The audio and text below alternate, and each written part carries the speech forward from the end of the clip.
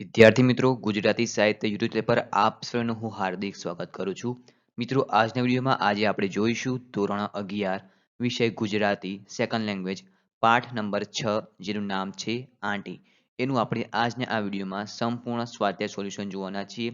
મિત્રો, વિડીયો ગમે તે વિડીયોને જલ્દી લાઈક કરી લેજો અને આ વધુ વિડીયો જોવા માટે ગુજરાતી સાહિત્ય યુટ્યુબ ચેનલ જલ્દી સબસ્ક્રાઇબ કરી લેજો. ચાલો મિત્રો, આપણે આજના આ વિડીયોની શરૂઆત કરીએ.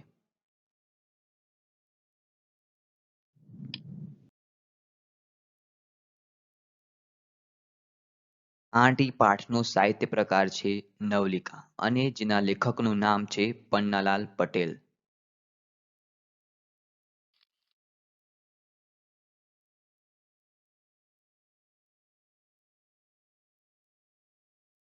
ટૂંકમાં આપણે પન્નાલાલ પટેલનો પરિચય જોતા જઈએ.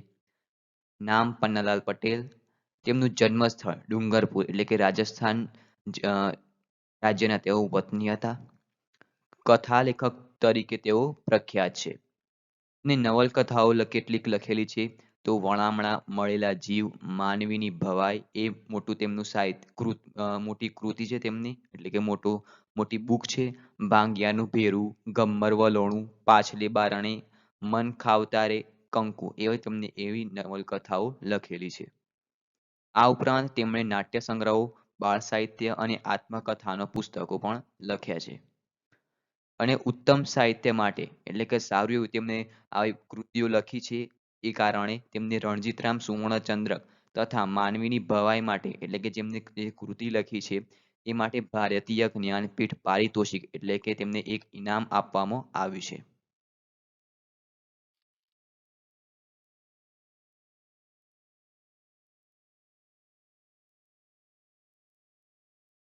આઠમી પાઠનો આપણે પરિચય જોઈએ. પ્રસ્તુત ગદ્યમાં મિત્રો, જો પાઠ હોય તો તેને ગદ્ય કહેવાય અને જો કાવ્ય પંક્તિ હોય કાવ્ય હોય તો તેને આપણે પદ કહીશું. પ્રસ્તુત ગદ્યમાં બે ભાઈઓની વાત છે. મોટા ભાઈ મૂળશંકર, મોટા ભાઈનું નામ છે મૂળશંકર. તેઓ સ્વાર્થી છે એટલે કે તેઓ ઈગો વાળા છે. અને નાના ભાઈ ઈચ્છાશંકર ઉદાર દિલના છે. મોટા ભાઈની સ્વાર્થ વૃત્તિ હોવા છતાં પોતાના દિલની ઉદારતાને કારણે તે પોતાની પત્ની, પાડોશીઓ અને ગ્રામજનોની ચેતવણીમાં લક્ષ્યમાં લેતા નથી. પરંતુ બાળકોને કેરી આપવા જેવી સામાન્ય ઘટનામાં મોટા ભાઈએ પાડેલી હાથની આંટી એટલે કે અહીં આંટીનો મતલબ લેવામાં આવે છે ભેદભાવ. બંને ભાઈઓ વચ્ચે આંટી પાડવાનું કારણ બને છે. તે અહીં લેખકે સશક્ત વાર્તા કળા દ્વારા સિદ્ધ કર્યું છે.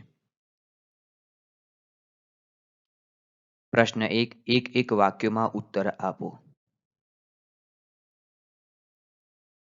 નંબર 1, ઈચ્છાશંકર કયો વસવાટ કરતા હતા એટલે કે જે નાના ભાઈ ઈચ્છાશંકર છે તે કયો રહેતા હતા તો ઈચ્છાશંકર આફ્રિકામાં વસવાટ કરતા હતા એટલે કે આફ્રિકા જે કોન્ટિનેન્ટ છે તેમાં તેઓ રહેતા હતા.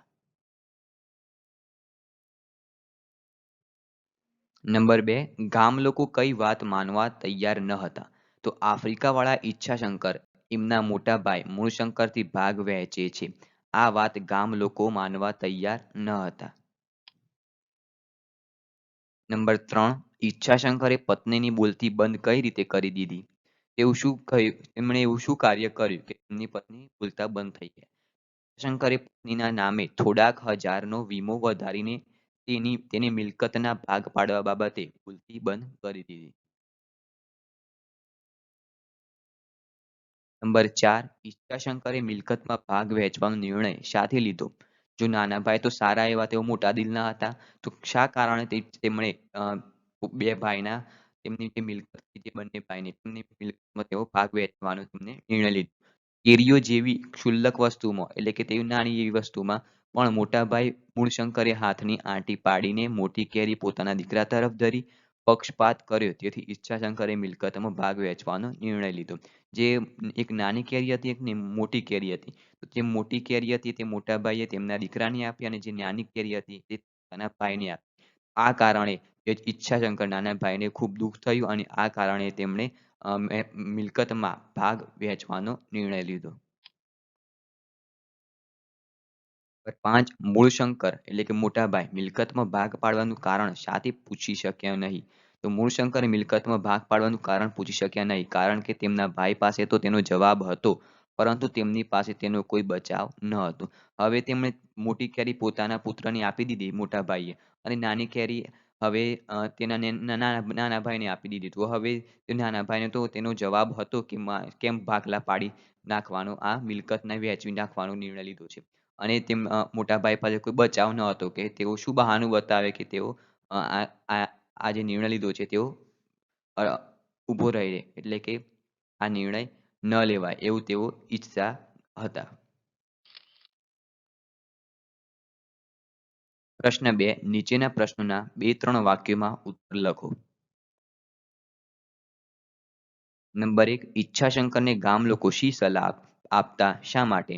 જે નાના ભાઈ હતા જેઓ આફ્રિકામાં વસવાટ કરતા હતા તેમને ગામ લોકો શી સલાહ આપતા એટલે કે તેમને શું એડવાઇસ આપતા હતા અને શા કારણે?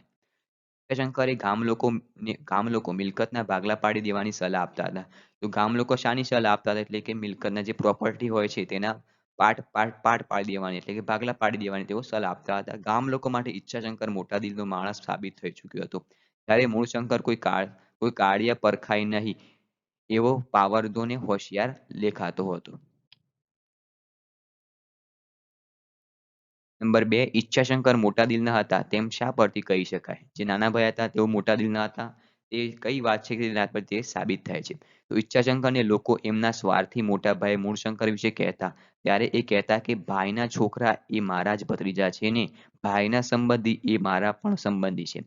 આપણી કમાણીથી કોઈનું દુઃખ હળવું થતું હોય તો એટલું વળી કમાયું લેખે લાગ્યું. આ પરથી કહી શકાય કે ઈચ્છાશંકર મોટા દિલના હતા. 3 નીચેના પ્રશ્નોના સવિસ્તાર ઉત્તર આપો. નંબર 1 મિલકત વધવાની સાથે ઈચ્છાશંકરનો મિલકત પ્રત્યેનો મોહ ઘટતો ગયો તેમ શા પરથી કહી શકાય? જે આ વાક્ય છે આ પાઠનું તેને આપણે શા એવું કયું કારણ આપીએ તો તેના પરથી આપણે કહી શકીએ તો જોઈએ. ઈચ્છાશંકર મોટા દિલના માણસ હતા. તેમણે જીવનમાં ઘણી લીલીસુખી જોઈ હતી. તે આફ્રિકા ગયા ત્યારે માત્ર એક લોટો અને શેઠની રસોઈ કરતા. બદલવા માટે આબોટિયું જ તેમની પાસે હતું. પરંતુ લક્ષ્મી રીઝે છે ત્યારે વાતમાં વારી જાય છે. ઈચ્છાશંકરે નોકરી છોડીને નાની શી દુકાન માંડી. એની પેઢીઓ નાગરવેલની જેમ આખાય આફ્રિકામાં ફેલાઈ. તેમણે વતનમાં પણ જમીન, મકાનો તથા શેર વગેરેમાં ઘણું રોકાણ કર્યું એટલે કે તેમણે ઇન્વેસ્ટ કર્યું. પરંતુ મિલકત વધવાની સાથે ઈચ્છાશંકરનો મિલકત પ્રત્યેનો મોહ ઘટતો ગયો. અત્યાર સુધી મોટાભાઈને બધી જ મિલકતમાં ભાગીદાર ગણ્યાને રાખ્યા હતા. મોટાભાઈએ સાસરી પક્ષને મદદ કરી હોય કે એમની છોકરીઓ માટે દાગીના ઘડાવ્યા હોય તો તે વાત પર તેઓ હસી કાઢતા અને કહેતા કે ભાઈના છોકરા એ મારા જ ભત્રીજા છે ને ભાઈના સંબંધી એ મારા પણ સંબંધી છે. આપણી કમાણીથી કોઈનું દુઃખ હળવું થતું હોય તો એટલું વળી કમાયું લેખે લાગે. તો આમ મિલકત વધવાની સાથે ઈચ્છાશંકરનો મિલકત માટેનો મોહ ઘટતો ગયો એમ કહી શકાય. નંબર 2 આંટી શીર્ષકની યોગ્યતા સમજાવો. જે આ શીર્ષક એટલે કે જે આ પાઠનું ટાઇટલ છે જે આ ગદ્યનું ટાઇટલ આપવામાં આવ્યું છે આંટી. તો જે આંટી શા માટે રાખવામાં આવ્યું છે તેની આપણે યોગ્યતા સમજાવવાની છે. શા માટે તેને આંટી ચૂઝ કર્યું છે જો જોઈએ તો આંટી પાડવી એટલે અણબનાવ થવો, વેર બંધાવ એટલે કે રિવેન્જ. મોટા ભાઈ મૂળશંકર સ્વાર્થી એટલે કે ઈગો વાળા હતા અને નાના ભાઈ ઈચ્છાશંકર અનુપમ ઉદારતા ધરાવતા હતા એટલે કે તેઓ મોટા દિલના હતા. મોટા ભાઈના સ્વાર્થી લાલચુ સ્વભાવ વિશે તે જાણતા હતા. લોકો સંબંધીઓએ તેમને ચેતવ્યા. કોઈએ તો મૂળશંકરના સ્વાર્થના પુરાવા પણ તેમની આગળ રજૂ કર્યા કે આ મોટા ભાઈ તમારા સ્વાર્થ કરે છે અને તેનો પુરાવા એટલે પ્રૂફ પણ લાવી કે આ પ્રૂફ રહ્યું ને તમારા ભાઈનું સાબિત કરે છે કે તેઓ ગુસ્સે છે. પરંતુ ઈચ્છાશંકરને મોટા ભાઈ ઉપર એવડી ભક્તિ હતી કે આ પુરાવાનું એ વઢાવી મારવાના પેંતરામાં ઘટાવતા.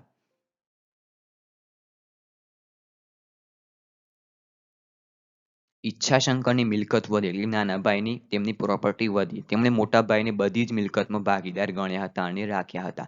જે ઈચ્છાશંકર નાના ભાઈની મિલકત વધી તો જે મિલકતમાં તેમણે મોટા ભાઈનો પણ તેમનો સામેલ કરી નાખ્યા હતા. પરંતુ એક ક્ષુલ્લક ઘટના બની અને બંને ભાઈઓ વચ્ચે સંબંધમાં આંટી પડી. એક ખેડૂતે પહેલી જ વાર ફળેલા આંબાની 2 કેસરવર્ણી શાખાઓ તેમને આપી. મૂળશંકરના એક હાથમાં મોટી કેરી હતી અને બીજા હાથમાં નાની કેરી હતી.